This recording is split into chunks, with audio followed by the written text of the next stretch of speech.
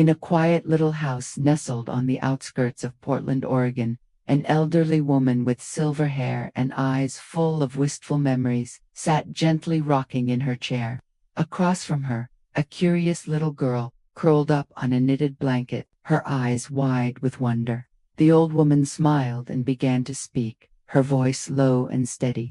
"Your mom once saved a stranger in the middle of a stormy night," she said softly. "That night, it changed everything. If she hadn't stayed late at work that evening, she never would have met him. And maybe, just maybe, the truth behind an entire corporation would have stayed buried forever." Her name was Emily. She was 32, a single mother raising a bright little girl named Sophie. Emily worked as a seamstress at a small tailoring shop on the east side of the city. Money was tight, but she made ends meet through sheer determination and a quiet resilience that few ever noticed, but those who did never forgot. One cold, rainy evening in March, Emily stayed late to finish altering a bridal gown for a client. She finally closed up shop well past midnight, her boots soaked through by the time she stepped out into the wet streets. To save time, she cut through Forest Park, a wooded stretch that was peaceful by day, but eerie at night. That's when she saw it. A car had veered off the road, its front crushed against a tree. Smoke poured from the hood, flames flickering beneath the rain. Without hesitating, Emily ran toward the wreck. She yanked the door open with trembling hands and pulled the unconscious driver out just before the vehicle burst into flames. She called 911 and held an umbrella over him while they waited in the dark, wet woods. He was barely breathing. The man survived, but when he woke up in the hospital 3 days later, he remembered nothing. No name, no past, no emergency contact. Only one thing had stayed with him, her. He didn't know who he was, but he asked for the woman with dark curls and kind eyes. The nurse tracked Emily down using the accident report.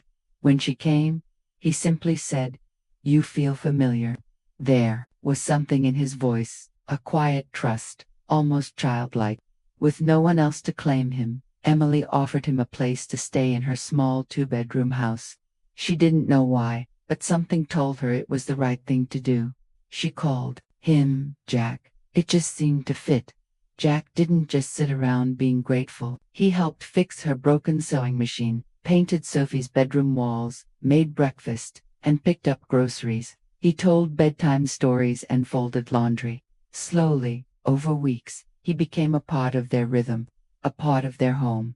But at night, Jack would jolt, awake, sweating, shaking, haunted by fragments of something darker. He dreamed of a tall glass skyscraper, of a man falling from a balcony, of blood and sirens, and always one name, Martin.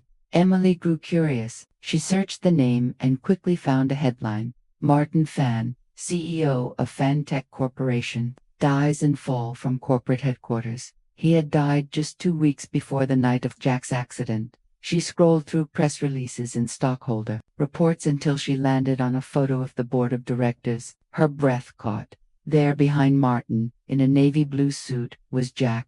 His real name, she would learn, was Jake Carter.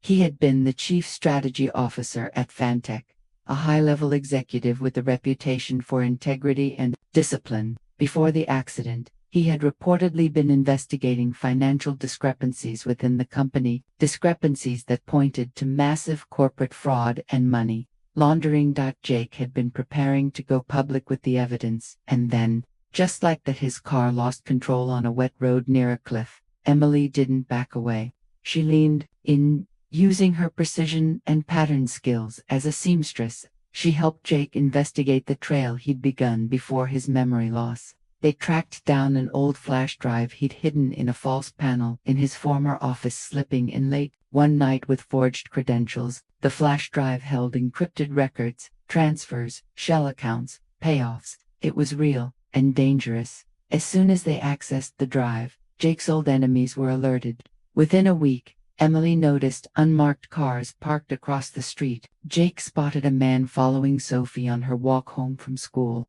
This wasn't paranoia. Someone was watching them. They ran. For weeks they moved from motel to motel. During one escape through a snowy mountain road, A black SUV forced them off the path.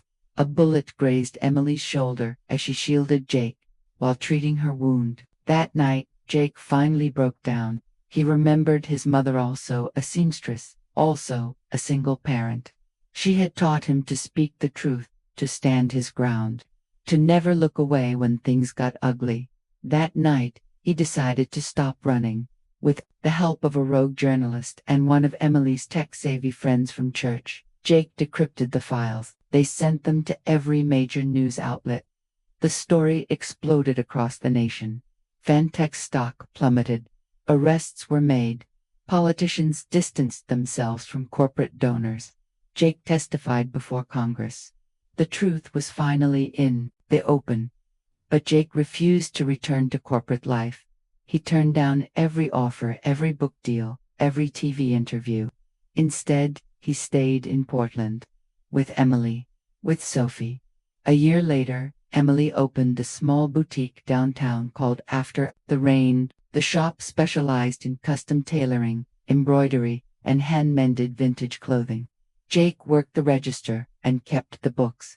Sophie picked out buttons and helped design window displays. They never labeled what they had. They didn't need to. Some things, you just know. Back in the cozy living room, the grandmother finished folding the scarf she had been knitting and looked at her granddaughter with a gentle smile. "You know, sweetheart," she said, "not everyone can take down a billion-dollar empire with a needle and thread, but your mom did. Because she believed in doing what's right even for someone she didn't know."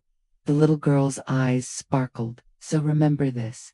No matter who you are, no matter how dark the night or how heavy the storm, if you are brave enough to do what's right, you just might change the world."